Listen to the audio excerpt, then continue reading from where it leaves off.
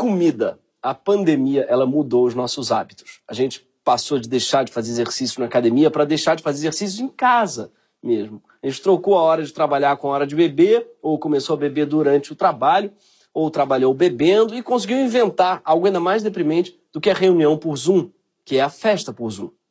Aquele parabéns fora de sync, um atravessando o outro, aquelas pessoas todas produzidas, maquiadas, dançando sozinho na frente da câmera, todo mundo tentando falar ao mesmo tempo, aquele final melancólico das pessoas desligando vídeos, até que fica só você e a aniversariante, sem assunto, porque ninguém tem assunto com ninguém, porque nada de novo aconteceu na vida de ninguém, até que você desliga e tá sozinho em casa, bêbado, com a gin tônica ruim, que foi você que fez, e não são nem 10 horas da noite. Mas a maior mudança aconteceu com nossos hábitos alimentares, né? Nossos hábitos, assim, é natural. Quando a gente trabalhava todo dia junto ao escritório, o que acontecia? O ato de comer ele ficava circunscrito ao horário de almoço, quando a gente fatalmente ia parar num quilo. E lá a gente podia expressar nossa criatividade numa tela de louça branca. Alguns seguiam a linha monocromática e dispunham um quadrado de peito de frango branco sobre arroz branco sobre fundo branco. Outros, no quilo, seguiam a linha mais cubista, desconstruindo uma quiche por cima de um frango despedaçado. Pessoalmente, eu sempre fui mais impressionista.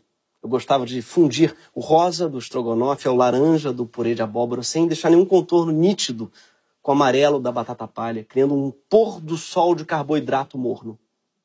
Quando estamos em casa, o cardápio ele é reduzido, mas a hora do almoço e compensação ela se espalha pelo dia inteiro. A gente abre a geladeira por qualquer motivo, como se fosse encontrar ali alguma novidade, alguma coisa que a gente não botou. A gente acha que a geladeira é tipo o Twitter, que vai atualizar a timeline. Sabe? Deixa eu ver se alguém botou aqui uma coisa nova. Não, só tá mesmo que eu pus, gente. Deixa eu ver o que tá trending. Porra nenhuma. Se bem que em breve a geladeira vai estar conseguindo twittar, né? Com a internet das coisas, já a tua geladeira vai estar igualzinha a você, se expondo e contraindo dívidas. Para piorar, na pandemia a gente compensa a nossa ansiedade com comida. E a ansiedade nessa quarentena é feito Neston. Tem 1000 maneiras de preparar a sua ansiedade. Invente a sua. Então, a gente resolveu aprender a fazer comidas mais saudáveis. Por quê? Porque outro sintoma de ansiedade é inventar moda. Então, aqui em casa, né, a gente se dedicou a matar todas as espécies de planta, todos os tipos de fermento de pão, as bactérias de kombucha. A gente fez uma espécie de um genocídio de invertebrados. Mas tem uma pessoa que nessa quarentena parece estar mais engajada na morte de pessoas da mesma espécie. Mesmo que é ele, o presidente Jair Bolsonaro, que não é só negacionista em questões sanitárias, mas também alimentícias. Faz tempo que Bolsonaro tem uma relação bizarra com comida. No Japão, ele esnobou um banquete oferecido pelo imperador para comer o miojo que ele mesmo trouxe do Brasil. Acho que ele achou que não ia ter miojo por lá. Deve ter achado que Nissin Lamen é brasileiro. Inclusive deve chamar Nisso. Nissin é porque ele é mineiro. Achou Nissin. Sabemos que ele levou o miojo. Até fiquei nessa dúvida. Será que foi junto com o pozinho? Porque no avião da FAB, usado para essa viagem, tinha 39 quilos de pozinho. O presidente também adora posar com clássicos do paladar infantil, como refrigerante e pão com leite condensado. Mas essa simplicidade ao comer, ela é fabricada. E até as mesas de café da manhã do Bolsonaro, durante a campanha, elas eram cenográficas. Bacana, né? Vocês aí dizendo que ele está acabando com a cultura, está empregando um monte de gente do cinema para planejar a mesa de café da manhã dele. A Ancine tá parada, mas a direção de arte tá ali, cortando as leites condensadas, esfarelando um pão. Tá muita gente envolvida nesse trabalho. Uma espécie de Projac, é o Vivendas da Barra. As redes sociais da Embaixada de Israel, inclusive, uma vez, elas chegaram a borrar as fotos do almoço com o Bolsonaro para apagar o prato do dia, que era lagostim. Tudo isso para quê? Para não estragar a narrativa fake do presidente lariqueiro. Sim, é isso que o Bolsonaro faz. Ele faz o famoso cosplay de pobre, também conhecido como cospobre. Ele come lagostim e arrota leite moça. Isso é uma coisa muito comum, tá? no carioca. O carioca, ele é essa pessoa que o rico paulista, ele finge que é mais rico. Ele fica, meu, que isso? Tava de executiva ontem. Tava nada. O carioca é o contrário, né? Porra, irmão, o busão tá lotado. Pega busão o quê, pô? Tem nem lugar de fala pra falar busão, meu irmão? Que isso? Enfim, mas vamos a Bolsonaro. Ele ama o leite moça, como a gente falou. Só nas suas férias de fim de ano, por exemplo, Bolsonaro gastou mais de 2 milhões de reais em dinheiro público. E depois ele ainda disse isso aqui. Eu qualquer saída, uma despesa grande, mas não vou assim mesmo. Gastou 2 milhões nas férias. Vai ter mais férias ainda para ser gasto. Fique tranquilo. Eu vou ficar preso aqui dentro de casa quanto tempo? Ô, doutor, meu filho. Enfim, quanto tempo o Bolsonaro vai ficar preso dentro de casa, eu não quero nem saber. Não interessa saber se ele vai ficar preso na cadeia mesmo. Agora, não sei se vocês perceberam, todo vídeo do Bolsonaro aqui no Greg News a gente precisa legendar. Dá um trabalho danado. Por quê? Porque é tão preguiçosa a dicção dele que parece que é outra língua. Ele fala, que isso, cara? Porra, articula, cacete. É muito estranho. Você precisa legendar o próprio presidente do seu próprio país falando sua própria língua. A gente estava acostumado com Temer. Porra, Temer a gente precisava traduzir. É diferente, para o português contemporâneo mesmo, que nós falamos, nós que podemos sair à luz do sol, enfim, durante o dia. E com a Dilma era diferente, que a gente precisava decodificar. A Dilma você tinha que ficar, era um trabalho mesmo de hermenêutica. Essa figura oculta do cachorro que a Dilma se refere, na verdade, é a democracia. E através da mandioca, o que ela está fazendo? Ela está saudando a cultura indígena. É isso. Mas por que eu estou falando dos hábitos alimentares de Bolsonaro? Porque tem um assunto urgente com o qual a gente precisa lidar. Um assunto que não vai poder esperar a eleição de 2022. E é um assunto do qual ninguém gosta de falar. A gente mesmo anunciou que esse programa ia ser sobre comida, porque todo mundo clica em comida, todo mundo adora falar sobre comida. Mas, é mentira, a gente enganou. Na verdade, esse programa é sobre o que acontece quando falta comida. É sobre uma emergência humanitária que está acontecendo agora no Brasil. E a gente prefere nem pensar que está acontecendo, mas está. E os índices eles são assustadores. Esse programa é sobre ela, a fome. Hoje, 19 milhões de brasileiros, quase 1 a cada 10, está passando fome. São 12 milhões de pessoas a mais do que em 2013 e 9 milhões de pessoas a mais do que em 2018, quando o Bolsonaro foi eleito. Mais da metade das famílias brasileiras hoje vive algum grau de insegurança alimentar. E antes que você diga, eu sofro disso, insegurança alimentar, eu sempre fico inseguro na hora de escolher um prato. Não é sobre isso. Não é dúvida sobre o que você vai comer amanhã, é dúvida sobre se você vai ter o que comer amanhã. As pessoas falam muito sobre como o Bolsonaro está nos matando de Covid, mas eu acredito que é importante reconhecer que ele está trabalhando em várias frentes. Acho que ele tenta matar o brasileiro de vários jeitos diferentes, usando toda a criatividade, a ginga desse país tropical. Lembra dos Cavaleiros do Apocalipse? Fome, peste, guerra e morte. Bolsonaro, ele é os 4 juntos. E é o cavalo também. Além da crise do desemprego e da pandemia totalmente fora do controle, um dos grandes culpados desse aumento na fome é a alta do preço dos alimentos. Eles tiveram um aumento geral de 3 vezes o valor da inflação no primeiro ano de pandemia. E sim, eu nunca imaginei que eu usaria a expressão no primeiro ano de pandemia, enquanto eu estava no primeiro ano de pandemia. Agora só resta torcer para a gente nunca usar a expressão na primeira década da pandemia. Enfim, o preço dos alimentos não precisava estar tão alto. O Brasil é uma das maiores potências agropecuárias do mundo, tá? E a gente que alimenta boa parte do planeta. Nossa produção agrária está batendo um monte de recorde. Sim, o milho, por exemplo, teve em 2020 a maior produção de todos os tempos. 109 milhões de toneladas. Se em cada tonelada tiver 1.000 milhos bem grandes, isso dá 109 milhões de 1.000 milhões. E em matéria de trocadilho, o milho. Chupa, hortifruti! A soja, ela também bateu um recorde. A gente produziu no ano passado incríveis 135 milhões de toneladas, que é mais do que 1/3 de toda a soja do mundo. Essa é a maior quantidade de soja já plantada em qualquer país do planeta, em qualquer momento da história do planeta. E um crescimento de mais de 8% em relação ao ano passado. Haja soja. Haja soja. Ficou parecendo um poema daqueles poetas do Instagram. Haja soja, ou seja, essa jossa suja. Você pode estar se perguntando, para que tanta soja? Meu Deus. Como é que esse povo pira tanto no tofu? Isso vai tudo para Santa Cecília ali, fazer bowl com atum. Não. E o milho? Será que vai tudo para Minas, para fazer pamonha, para fazer curau? Não, nem pamonha, nem tofu. Como eu já falou aqui no Greg News, a maior parte é exportada e usada para fazer ração animal. Principalmente na China, principalmente para porco. Sem nenhuma política pública para equilibrar isso, o setor agropecuário tem preferido ampliar o cultivo desses produtos vendidos em dólar, deixando de lado alimentos cruciais para os brasileiros, como feijão e arroz. Sim, só para comparar, em 2020 a produção de feijão foi de apenas 3 milhões de toneladas. De arroz foi de 11 milhões de toneladas de arroz. Isso é menos do que o Brasil produzia há 10 anos atrás, quando tinha 20 milhões de pessoas a menos no país. Nesses 10 anos, a área cultivada com arroz caiu mais de 40%. Sim, o feijão e o arroz eles estão sendo deixados de lado no prato. Quando todo mundo sabe que o certo é o feijão por cima e o arroz por baixo para sustentá-lo. É uma questão de engenharia. Tá? Qualquer coisa que não seja isso, está errado. Eu sei que eu estou falando, eu fiz letras. Quando os alimentos viram produto de exportação, eles ficam à mercê da flutuação dos mercados internacionais. E os preços, eles sobem e descem de acordo com o dólar, com a demanda global. Numa pandemia, por exemplo, quando o resto do mundo está preocupado em garantir que sua população não passe fome, os preços sobem. Ainda mais porque o real foi uma das moedas que mais se desvalorizaram no mundo inteiro no ano passado. O resultado é que os países estrangeiros passaram a comprar bem mais os alimentos produzidos no Brasil e o agronegócio vende mais para fora em dólar alto. Ou seja, se você se fantasiar de soja, talvez consiga viajar para outro país. Fica a dica. Inclusive para o Ciro Gomes. 2022 vai ter que se embrulhar numa saca de soja para ir para Paris. Je suis soja! Ano passado, entre fevereiro e outubro, o arroz subiu mais do que 70%. O feijão subiu quase isso no começo da pandemia. Subiu 66%.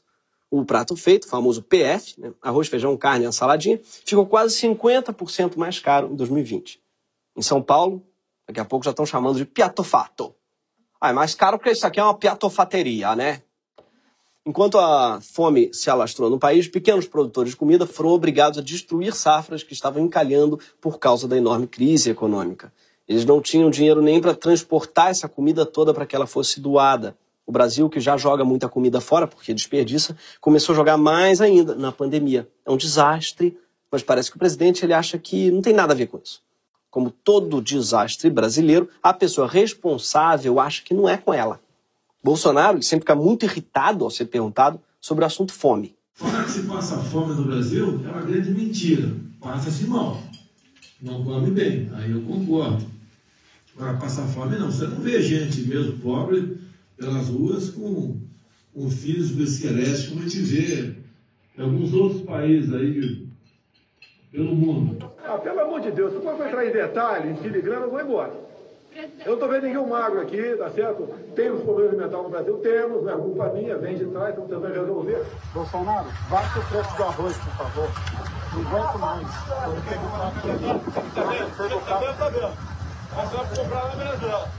O cara não está conseguindo comprar arroz. E o Bolsonaro quer que ele vá viajar para fazer mercado em Caracas. Para reclamar do preço do arroz, esse cara, ele provavelmente está numa situação bem difícil. Ele falou, baixa o preço do arroz, eu não aguento mais, ele disse. Ele basicamente disse, eu tô com fome. E a solução do presidente é, vai pra Cuba! Que é a segunda pior resposta para alguém que disse que está com fome. Depois de mata um homem e come. Em seguida, ele fez aquela pergunta bem típica dele. O que você quer que eu faça? Então, Bolsonaro, tem algumas coisas que dá para fazer. Uma solução que é muito usada no mundo todo consiste no governo comprar parte da safra em momentos que está sobrando alimento. Botando esses produtos no mercado quando os valores sobem. Os americanos chamam isso de buffer stock. Mas já existia na Bíblia. Sim, José, filho de Jacó, guardou grãos durante 7 anos de fartura numa reserva especial e usou esses grãos para alimentar o povo nos 7 anos de fome que se seguiram. Ao invés de mandar o cidadão ir para a Venezuela, Bolsonaro podia ler a Bíblia. Ah, mas Bolsonaro gosta de ler. Tudo bem, vê a Record, assiste. Nesse momento, a Record está transmitindo a novela Gênesis, onde está a história de José e de Jacó. Ah, não quer ver Gênesis? Então, dá para ouvir. Ouve a Bíblia, na voz de Cid Moreira. Né? Sim, Cid Moreira lendo a Bíblia, que foi o avô de tudo quanto é podcast. Escolha um homem inteligente e sábio e o ponha para dirigir o país. O rei também deve escolher homens que ficarão encarregados de viajar por todo o país para recolher a 5ª parte de todas as colheitas durante os 7 anos em que elas forem boas. Assim, o mantimento servirá para abastecer o país durante os 7 anos de fome no Egito. E o povo não morrerá de fome. O Cid lê a Bíblia, eu fico esperando entrar o Mr. M. Acho que a qualquer momento ele vai falar, Jacó, mestre dos sortilégios, o seu cara de barata. Bolsonaro ele tem feito o exato contrário do que prega a Bíblia. Ele conseguiu quase zerar o nosso estoque público de grãos. No caso do arroz, por exemplo, em 2010, a gente chegou a estocar mais de 5 milhões de toneladas. Hoje o estoque é de 0. Mas não se preocupem, tá? O nosso estoque de cloroquina tá bombando. Tem ali 18 anos de uso. E não é só em relação à política de estoque de grãos que Bolsonaro representa uma ruptura completa. Desde Getúlio Vargas, que o governo brasileiro toma diversas medidas para combater a fome, como a própria criação do salário mínimo. Né? Isso aconteceu até mesmo na ditadura militar, que criou o Instituto Nacional de Alimentação e Nutrição para distribuir comida em situações de emergência e melhorar o que era servido nas escolas. Já o governo Itamar Franco criou o CONSEA, que é um órgão de governo que organiza o combate à fome no país, apesar de ter o nome de carro da Fiat. Ó, tô chegando aí num Fiat CONSEA, tá? Enfim, já o FHC criou o programa Comunidade Solidária, tocado pela mulher dele, a dona Ruth, e criou o Auxílio Gás. Até que em 2002, o candidato à presidência chegou às eleições, né? E ganhou as eleições, tendo o combate à fome como sua principal bandeira. Um candidato que, não por acaso, passou fome e que migrou por fome num pau de arara do sertão do Nordeste para o ABC paulista, na infância, antes de virar líder sindical. Sim, o Lula. E esse foi o seu discurso de posse. O Brasil conheceu a riqueza dos engenhos e das plantações de cana-de-açúcar nos primeiros tempos coloniais, mas não venceu a fome. Industrializou-se e forjou um notável e diversificado parque produtivo, mas não venceu a fome. Isso não pode continuar assim. Se ao final do meu mandato todos os brasileiros tiverem a possibilidade de tomar café da manhã, almoçar e jantar, terei cumprido a missão da minha vida. Ah, mas falar é fácil, né? Ficou falando que ia combater a fome, falou, foi lá e fez. Né? Enfim, de todas as críticas a Lula, que hoje em dia já não me ocorre nenhuma, eu acho, mas que eu juro que eu tenho, tá? Não dá pra dizer que o Lula não combateu a fome no país e com sucesso. E o melhor, a gente não precisa nem legendar o que ele fala. No primeiro dia de governo, Lula lançou o programa Fome Zero, que é um conjunto de mais de 30 políticas públicas para acabar com a fome. No seu governo, o salário mínimo teve um crescimento real de mais de 70% e mais de 20 milhões de empregos foram gerados. O governo criou o Bolsa Família, cujos recursos são utilizados sobretudo para alimentação, e apoiou outros programas importantes, como a construção de cisternas no semiárido para combater a falta d'água no sertão, o incentivo aos alimentos da agricultura familiar e a recuperação do programa de alimentação escolar, que tinha sido criado por Vargas. Nas famílias muito pobres, a merenda tem um peso enorme na alimentação das crianças.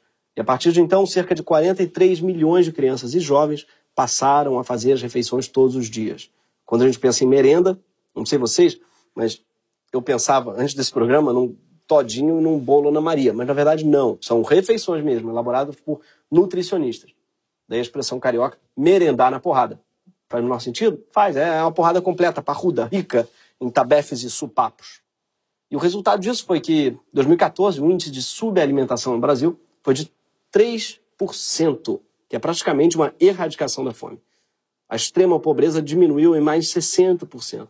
Aos poucos, o país se tornou um exemplo mundial no combate à fome. A gente aparecia até em documentário internacional, tipo esse daqui de 11 anos atrás. Once a day, they can enjoy a substantial meal in the school canteen. Rice, beans, and vegetables. The balanced meal is free of charge and part of the government's Fome Zero, or Zero Hunger Program. Zero Hunger Program. Se os programas do PT fossem em inglês, talvez a Faria Lima achasse uma boa ideia. Não é Bolsa Família, não. É o Family Purse. Tá? Tem também um programa ótimo que é o More Doctors e o My House, My Life. Muito bacana. E antes que vocês digam que eu tô achando que o Lula é um santo, não sou eu que tô tratando ele assim. É o próprio Bolsonaro.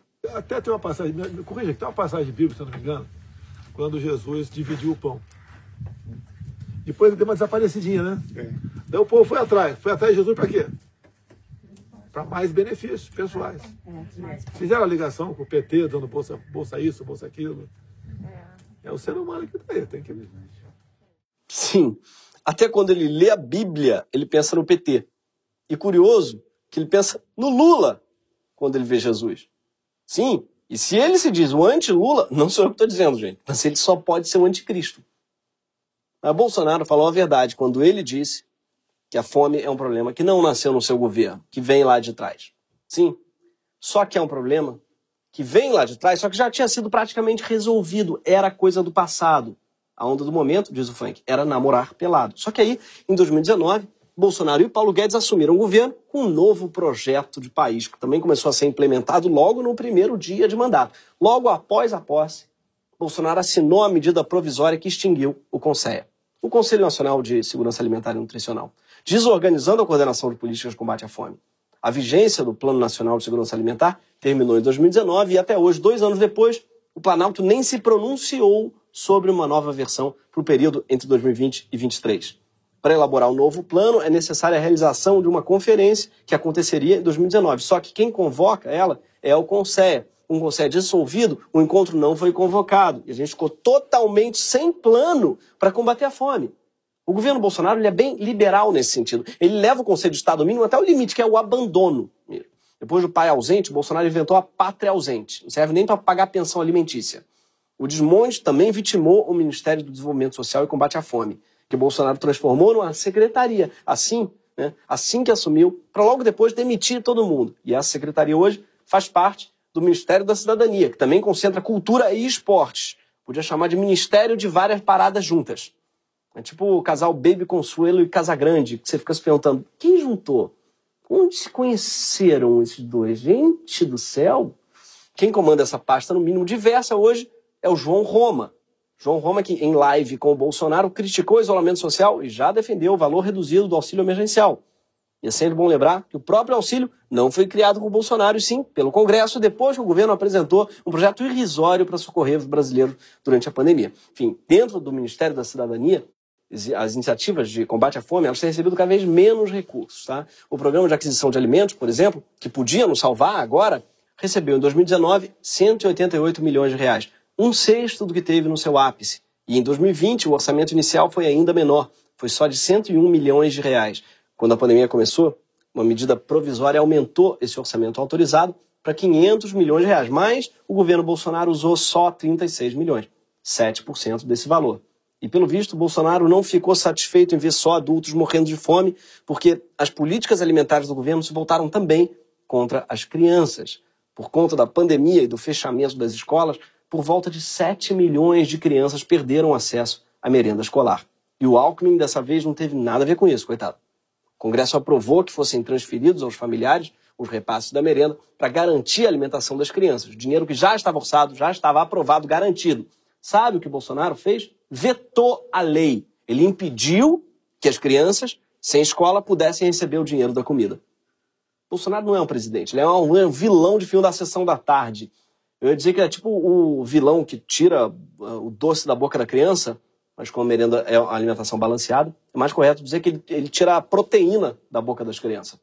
Mas a gente sabe que o Bolsonaro não entende nada de economia, como ele mesmo já cansou de dizer.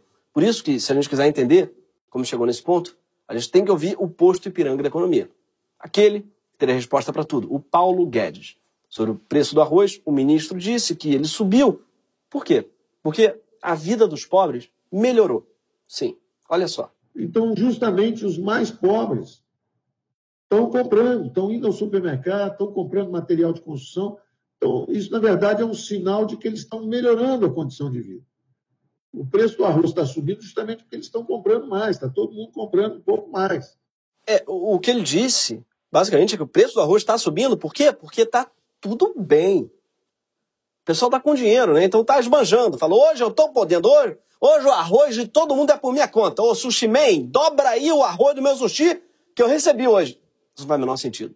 Por quê? Porque, na verdade, qualquer economista sabe que arroz é um desses raros produtos que tem elasticidade negativa. O que é que isso significa? Que quanto menos dinheiro as pessoas têm, mais o arroz vende. Por quê? Porque você come mais arroz quando não tem nenhuma proteína para acompanhar.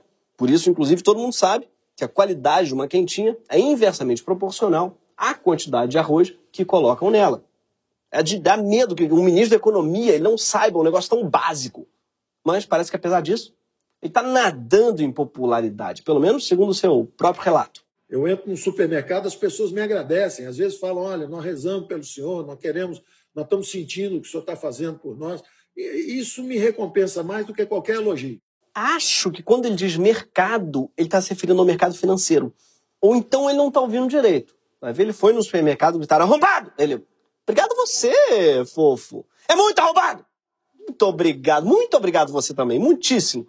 A situação só não é pior porque a sociedade civil se mobilizou numa imensa rede de solidariedade para ajudar quem tem fome. O MST, por exemplo, já doou mais de 3.400 toneladas de alimento desde o início da pandemia, comida de graça bancada pelo próprio movimento. Já o MTST vem inaugurando dezenas de cozinhas comunitárias em um monte de estados pelo Brasil, cada uma delas oferecendo ao menos uma refeição todos os dias. A CUFA criou a campanha Panela Cheia, que pretende doar 2 milhões de cestas básicas pelo Brasil, e a Coalizão Negra por Direitos se juntou a outros 8 aliados para lançar a campanha Tem Gente com Fome, que já está distribuindo alimentos a mais de 220 mil famílias em situação de insegurança alimentar. E muitas outras organizações, de pequenos coletivos, a entidades religiosas, também estão mobilizadas. Elas estão fazendo aquilo que Bolsonaro sabe que é cristão, mas mesmo assim critica, repartindo o pão. E apesar das partes polêmicas envolvendo o sexo com irmãos, a Bíblia ela tem boas dicas sobre como ser um ser humano decente. Nesse momento, é doando para quem precisa. Por isso, doe. O site da campanha da Coalizão Negra por Direitos tem um nome bem simples. temgentecomfome.com.br. temgentecomfome.com.br. É só entrar, escolher qualquer valor e doar. Agora, eu sei o que você está pensando. O que adianta doar se Bolsonaro continuar presidente? Então, infelizmente, expulsar o Bolsonaro do Planalto é algo que a gente não consegue fazer a tempo da próxima refeição. Então, enquanto isso, tem que repartir o pão. Mas não precisa desistir da revolução. Ou do impeachment, se você estiver mais calmo. Ou de 2022, se você estiver mais petista. A Bíblia, inclusive, também fala disso. Como já disse Cid Moreira, em Provérbios, quem semeia a maldade colhe a desgraça e será castigado pelo seu próprio ódio. Quem é bondoso será abençoado, porque reparte a sua comida com os pobres. Mande embora a pessoa orgulhosa e acabarão os desentendimentos, as discussões e os xingamentos.